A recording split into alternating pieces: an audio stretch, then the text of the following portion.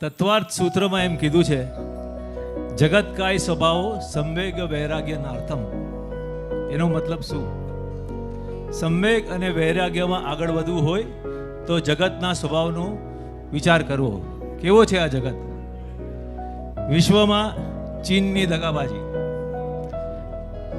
યુદ્ધથી થાય તારાજી, અમેરિકા છે જગતકાજી, પાકિસ્તાન છે બહુપાજી, અને ભારતમાં સર્વત્ર નારાબાજી. પણ આપણને ગુરુ મળ્યા છે 5G. તમને બધાને 5G ખબર છે બરાબર? 4G નો જમાનો હતો, હવે 5G ચાલે છે. બધાના મોબાઈલમાં 5G છે ને? આપણું 5G ગુરુ કેવા ગુરુ છે? ગ્રેસ. પેલો G એટલે ગ્રેસ. ગુરુ કમલ બનાવે, કોમલ બનાવે અને કમાલ બનાવે. સેકન્ડ છે ગ્રોથ, આપણો આધ્યાત્મિક વિકાસ કરાવે. થર્ડ G છે ગોડ. ગોડ એટલે ભગવાન તો ખરા જ, પણ ગુરુ આપણને શું કે? ગો ઓન ડ્યુટી, તમારી ડ્યુટી કરો. ગ્રીપ, પતંગ બધાએ ઉગાવી હશે, પતંગ ચગાવી છે ને બધાએ? પતંગ કેવી રીતે ચગે? હવા તો જોઈએ જ, પણ ડોર કોના હાથમાં હોવી જોઈએ? બરાબર વ્યક્તિના હાથમાં ડોર હોવી જોઈએ કે હવા પ્રમાણે બીજી પતંગ કાપવા હોય તો કઈ બાજુ લઈ જાવી. પેન્સિલમાં જો ગ્રેફાઇટ હોય ને તો લખી શકાય, આંખમાં સાઇટ હોય તો જોઈ શકાય, ડબ્બો જો ટાઈટ હોય તો વસ્તુ ભરી શકાય, અને ગુરુ જો રાઈટ હોય ને તો ભવ તરી જવાય. આપણે 4G જોયા. કયું? પેલું ગ્રેસ, ગ્રોથ, ગોડ અને ગ્રીપ. 5મો G guide. કોઈ બી વસ્તુ જોવા જાઓ તો ત્યાંનો લોકલ ગાઈડ કરો તો તમને સમજાવે ને બધા કે આ વસ્તુ આ છે, આ વસ્તુ આ છે.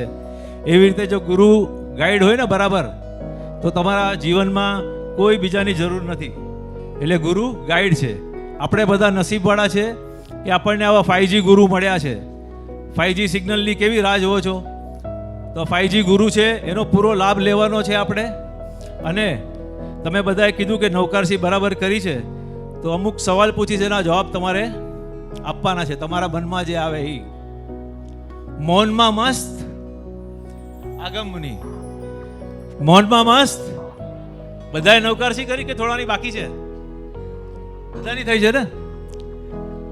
સાધનામાં સ્વસ્થ. અવાજ નથી આવતો, મને થોડુંક કાનનો પ્રોબ્લેમ છે, પ્લીઝ. મૌનમાં મસ્ત, સાધનામાં સ્વસ્થ, તપસ્યામાં તત્પર, બાળકો પર પ્રેમ, યુવાનો પર વાત્સલ્ય,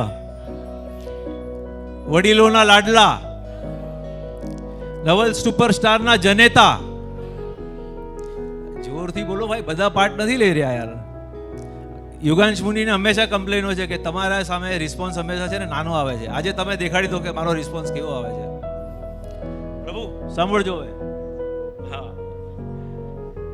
કૈવલ્ય ધામના પ્રણેતા, મૈત્રી સદભાવનાના શ્વાસ, એક્ટિવ કમિટીના એક્શન ગુરુ. હા, શિક્ષિકાઓને શ્રુત ગાન શીખવાડે, આગમના રહસ્યો સમજાવે, વિહારના બાહુબલી, સંપ્રદાયની શાન, બિન સંપ્રદાયિકતાનું પ્રતીક, આધ્યાત્મિક જગતના સુપર AI,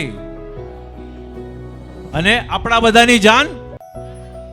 તો તમારા અને મારા વતી બધાને આપણે વિશ કરીએ કે પ્રભુ આપને આજે 51 વર્ષમાં પ્રવેશ છે. આપ આ માર્ગ જે આપણે પકડ્યો છે, આપ બી આગળ વધો અને અમને બી વધારો. જય જિનેન્દ્ર. એકવાર